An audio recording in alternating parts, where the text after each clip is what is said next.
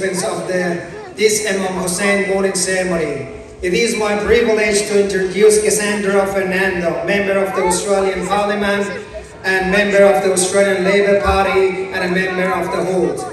We are deeply honoured to have her presence here with us today, marking this significant occasion of remembrance and reflection of Imam Hussein's sacrifice.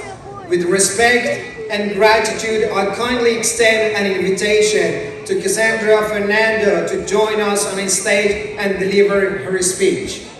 Salawat bar Muhammad wa ali Muhammad.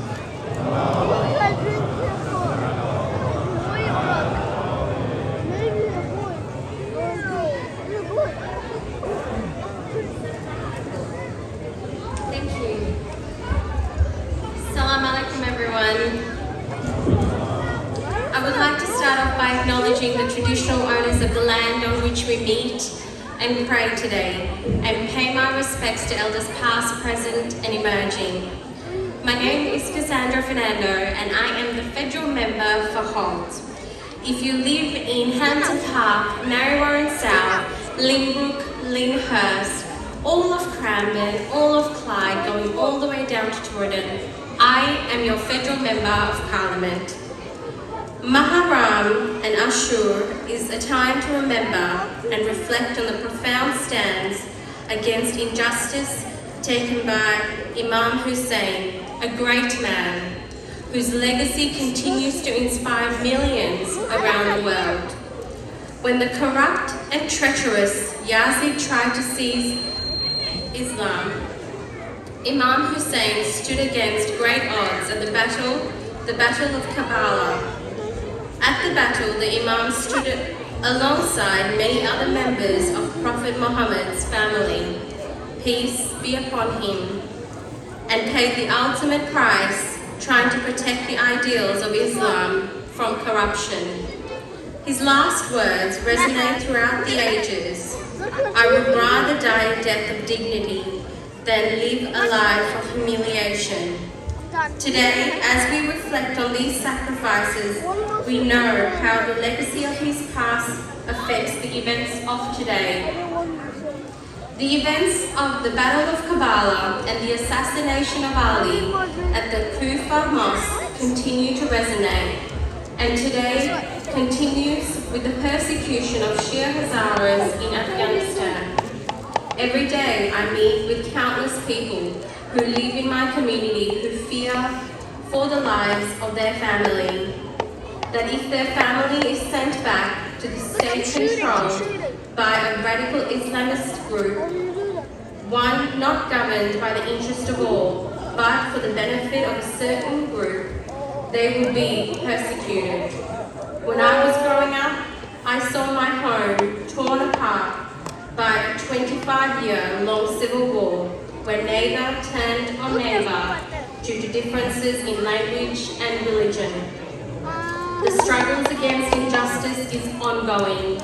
We have a responsibility to ensure everyone can live in safety. I will continue to use my platform to champion the Hazara cause and continue to call out persecution against your people. Because unlike others in Parliament, I will never forget the community that gave me the privilege of representing them.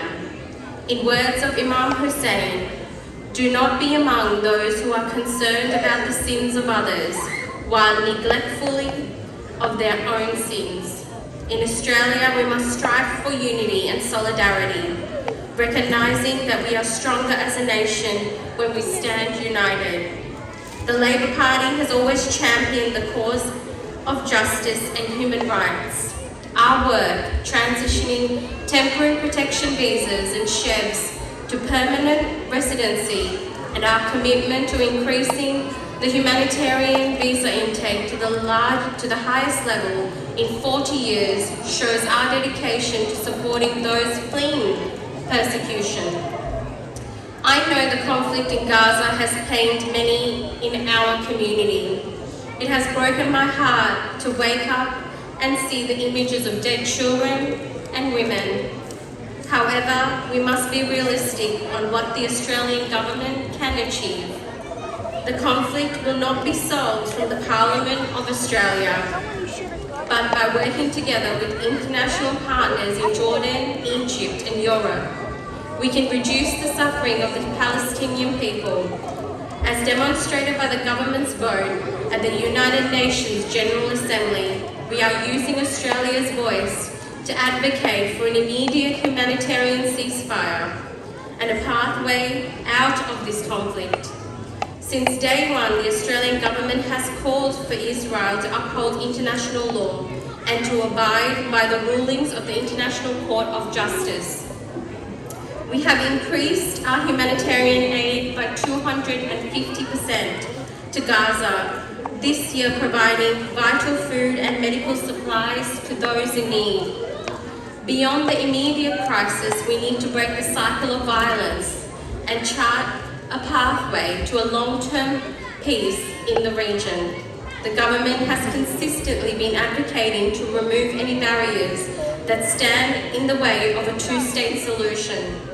Long-term peace requires a Palestinian state existing side by side with Israel and offering the Palestinian people an opportunity to realize their aspirations. Labor has always stood for a two-state solution and justice. We will not play political games with the issue, but work step by step with the international community to hold everyone accountable and to justice. My focus continues to be here on the domestic front in reuniting families and helping to support them with the cost of living. I have been working hard to ensure that families can afford and access to medical care, education and services that they need. This includes expanding bulk billing, making free TAFE, making medicines cheaper, expanding paid parental leave, increasing rental assistance by 40%, getting wages moving again, providing energy relief and cutting taxes for every Australian. As the Federal Member for Holt, I am committed to representing your concerns in our Parliament and to deliver the cost of living relief so nobody is left behind. Thank you to all the organisers for having me tonight, and thank you to all the volunteers and staff for making it possible. Can we take 1 minute of silence for those suffering injustice around the world and also in your home state?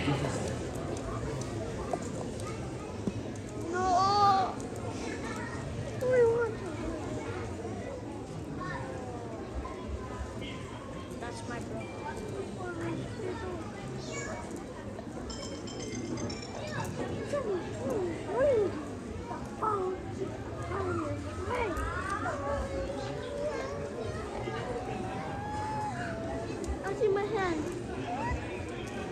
Thank you.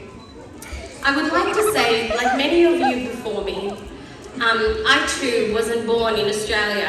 I came to Australia at the age of 11 and English was not my first language. I had a lot of trials, and just like many of you, I have family back home in Sri Lanka. And it's not easy when you have your family back home and you're here by yourselves. I just want you to know that I feel very blessed to be able to be your voice in federal parliament. And every day I thank God for two things: for the position that I hold and also for my family. Because God has put me here, and I make sure that I will work as hard as I can for each and every one of you if you live in my electorate. And I also want to thank my beautiful staffers, Hafiz Jan, who's the Chief of Staff in my office, and also Naveed Jafari, who's another staff, I can't see him. But if you have any concerns, they are your voice in my office. So Hafiz is one of the most senior Hazaras that work in federal parliament. And he takes your voices and he tells me exactly what's happening to the people in the community. So I know most of you email me and I won't get back to you straight away. Just understand I do get a lot of emails, but I do get back to you eventually. But thank you for your patience, and may Allah bless all your family and each and every one of you. Thank you so much for having me tonight. God bless.